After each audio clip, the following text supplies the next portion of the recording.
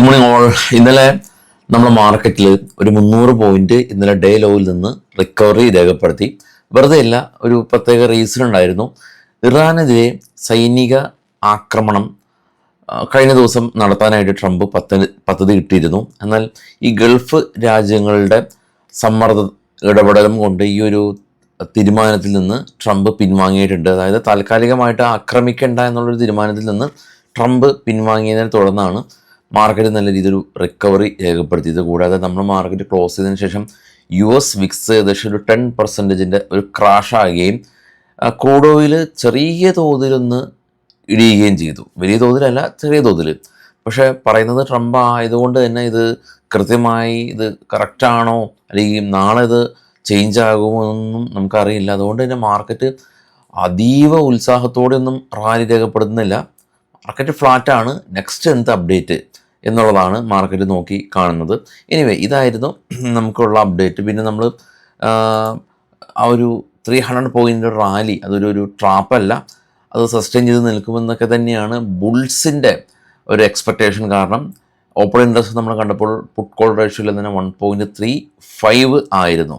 അങ്ങനെ മാർക്കറ്റ് ഇന്നലെ അവസാനിച്ചു. ഈ 2 ദിവസം തുടർച്ചയായിട്ട് IT സെക്ടർ മുന്നോട്ട് പോയിട്ടുണ്ട്. Indian rupees all time low ആണ്, അതാണ് പ്രധാനപ്പെട്ട കാരണം. കൂടാതെ തന്നെ എയർടെൽ HDFC ഇന്ന് മാറ്റി നിർത്തി. ഇന്ത്യയിൽ ഏറ്റവും കൂടുതൽ മാർക്കറ്റ് ക്യാപ്പുള്ള രണ്ടാമത്തെ കമ്പനിയായിട്ടൊക്കെ ഇന്നലെ എയർടെൽ മാറി. ഇതൊക്കെ തന്നെയാണ് നമ്മൾ കണ്ടിട്ടുള്ളത്. ഗ്ലോബൽ മാർക്കറ്റ് ഒന്ന് കണ്ടുവരുമ്പോൾ ഏറ്റവും താഴെ കാണാം US വിക്സ് ക്രാഷ് ആയത് കാണാൻ സാധിക്കും. US വിക്സ് ഇന്നലെ മാർക്കറ്റ് നമ്മുടെ മാർക്കറ്റ് ക്ലോസ് ചെയ്തതിനു ശേഷം US വിക്സ് 5%, 10%-ലായിരുന്നു, 5% ക്രാഷ് ചെയ്തു. എങ്കിലും 16 US വിക്സിന് നിൽപ്പ്. നാസ്ഡാക്ക് ഫ്ലാറ്റായിരുന്നു, നെഗറ്റീവായിരുന്നു. എന്നാൽ ഡോ പോസിറ്റീവായിട്ട് ക്ലോസ് ചെയ്തു. അതിന് മുകളിലുള്ള 3 യൂറോപ്യൻ മാർക്കറ്റും പോസിറ്റീവായിരുന്നു. ഇപ്പോൾ ട്രേഡ് ചെയ്യുന്ന ജപ്പാൻ മാർക്കറ്റൊക്കെ തന്നെ പോസിറ്റീവായ നിലകൊള്ളുന്നുണ്ട്. ഇനി ഏറ്റവും ടോപ്പിലേക്ക് പോകുകയാണെങ്കിൽ gold 4564, silver 78, bitcoin 77,000, Brent oil 109, gift കാണാം 23,709 ആയിരുന്നു നമ്മുടെ ക്ലോസിങ്. ഇപ്പോൾ 23,659. US മാർക്കറ്റിൽ ലിസ്റ്റ് ചെയ്ത ഇന്ത്യൻ കമ്പനികളിൽ ഇൻഫോസിസും വിപ്രോയും എല്ലാം തന്നെ പോസിറ്റീവായിട്ട് ക്ലോസ് ചെയ്ത് കാണാൻ സാധിക്കും.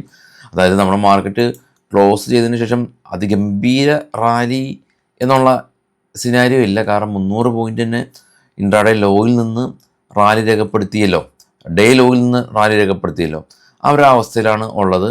ഇനി ബിറ്റ്കോയിൻ്റെ എല്ലാം തന്നെ ചാർട്ട് നോക്കുമ്പോൾ ബിറ്റ്കോയിനിലും ഒരു സസ്റ്റെയിൻ ചെയ്ത് നിൽക്കുന്ന ഒരു കാഴ്ചയാണ് നമുക്ക് കാണാനായിട്ട് സാധിക്കുന്നത്.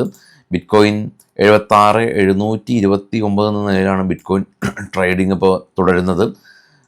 നല്ലൊരു പ്രൈസ് ആക്ഷനൊക്കെ ബിറ്റ്കോയിനിൽ കാണാനായിട്ട് സാധിക്കും. അപ്പോൾ ബിറ്റ്കോയിനിൽ ട്രേഡ് ചെയ്യാൻ, ക്രിപ്റ്റോയിൽ ട്രേഡ് ചെയ്യാൻ, ഇന്ത്യൻ ബ്രോക്കർ ഉപയോഗിച്ച് ട്രേഡ് ചെയ്യാൻ താല്പര്യമുള്ള ആളുകൾക്ക് കോഴ്സ് നമ്മൾ ഫ്രീ ആയിട്ട് പ്രൊവൈഡ് ചെയ്തിട്ടുണ്ട്. അപ്പോൾ ഈ വീഡിയോയുടെ ഫസ്റ്റ് കമൻറ്റിൽ ഗൂഗിൾ ഫോം ഉണ്ട്, നിങ്ങൾ ഫില്ല് ചെയ്യുക. ബിറ്റ്കോയിൻ്റെ കോഴ്സ്, ക്രിപ്റ്റോയുടെ കോഴ്സ് ഫ്രീ ആയിട്ട് പ്രൊവൈഡ് ചെയ്യും. ആരും ചെയ്യണമെന്ന് നിർബന്ധമൊന്നുമില്ല, താല്പര്യമുള്ള ആളുകൾ മാത്രം ഫസ്റ്റ് കമൻറ്റിൽ ഗൂഗിൾ ഫോമിൽ ഫില്ല് ചെയ്യുക. അപ്പോൾ നമുക്ക് ഫ്രീ കോഴ്സ് പ്രൊവൈഡ് ചെയ്യാം. ഇനി ഇന്നത്തെ കുറച്ച് സ്റ്റോക്കുകളുടെ വാർത്തകളിലേക്ക് പോകാം. ബൈസൽ റെക്കമെൻഡേഷൻ അല്ല. അദാനി എൻ്റർപ്രൈസസ് US ഇവർക്കുണ്ടായിരുന്ന കേസെല്ലാം തന്നെ ക്ലോസ് ചെയ്തു എന്നുള്ള ന്യൂസ് ഉണ്ട്. വെർണോവ TDN ഇന്ത്യ കമ്പനി, ഇവരെ സംബന്ധിച്ചുള്ള ന്യൂസ് ഉള്ളത് നെറ്റ് പ്രോഫിറ്റ് 89% വർധനവ് രേഖപ്പെടുത്തി. Indian oil corporation company net profit 56% വർധനവ് രേഖപ്പെടുത്തി. ലുപ്പിൻ പുതിയ മെഡിസിന് US ഡ്രഗ് കൺട്രോൾ അതോറിറ്റിയുടെ അംഗീകാരം കിട്ടി. Eicher Motors government of Telangana 215 acre land കമ്പനിക്ക് വേണ്ടി അപ്രൂവ് ചെയ്തിട്ടുണ്ട്. ഇന്ദ്രപ്രസ്ഥ ഗ്യാസ് നെറ്റ് പ്രോഫിറ്റ് 25% ഇടിവുണ്ടായി, എന്നാൽ റവന്യൂ 6% വർദ്ധിച്ചു. ആസ്ട്രൽ നെറ്റ് പ്രോഫിറ്റ് 20% വർധനവ് രേഖപ്പെടുത്തി. മിസ്റ്റർ MD സന്ദീപ് അടുത്ത 5 വർഷത്തേക്ക് അപ്പോയിൻ്റ് ആയിട്ടുണ്ട്. Afcons infra company net profit 110 നിന്ന് 88 കുറഞ്ഞു. Triveni turbine company net profit 8.5% വർധനവ് രേഖപ്പെടുത്തി. Gujarat Narmada company net profit 87% year on year ഉയർന്നു. Apollo micro system company net profit 168% ഉയർന്നു. Vascon engineering company net profit ഇവരെ സംബന്ധിച്ച് നെറ്റ് പ്രോഫിറ്റ് അല്ല, ഇവർക്കൊരു പുതിയ ഓർഡർ കിട്ടി. 131 കോടി രൂപയുടെ ഓർഡർ കിട്ടി. DOMS industries company net profit 17% ഉയർന്നു. സബ്രോസ് കമ്പനി നെറ്റ് പ്രോഫിറ്റ് 7% ഉയർന്നു. സീമക്ക് കമ്പനി നെറ്റ് പ്രോഫിറ്റ് 43 നിന്ന് 100 കോടി രൂപയിലേക്ക് ഉയർന്നു. വാരിസ് എനർജി കമ്പനിക്ക് പുതിയൊരു ഓർഡർ കിട്ടി എന്നുള്ളതാണ് ന്യൂസ്.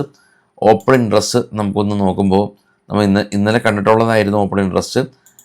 പുട്ട് സൈഡിലെല്ലാം തന്നെ ആളുകൾ വലിയ തോതിൽ പുട്ട് റൈറ്റ് ചെയ്തിട്ടുണ്ട്. അതുകൊണ്ടാണ് പുട്ട് കോൾ റേഷ്യോ 1.3 എന്ന നിലയിൽ നിൽക്കുന്നത്. നേരത്തെ സൂചിപ്പിച്ച പോലെ തന്നെ ഇതൊരു ട്രാപ്പല്ല എന്നുള്ളതാണ് വിശ്വസിക്കാനായിട്ടാണ് ബുൾസിന് താല്പര്യം.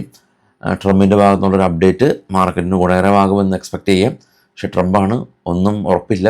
അതുകൊണ്ട് തന്നെ പൊസിഷൻസ് എല്ലാം തന്നെ ലൈറ്റൻ ചെയ്യുക, ഹെഡ്ജ് ചെയ്യുക. വൈകിട്ട് കാണാം. Thank you.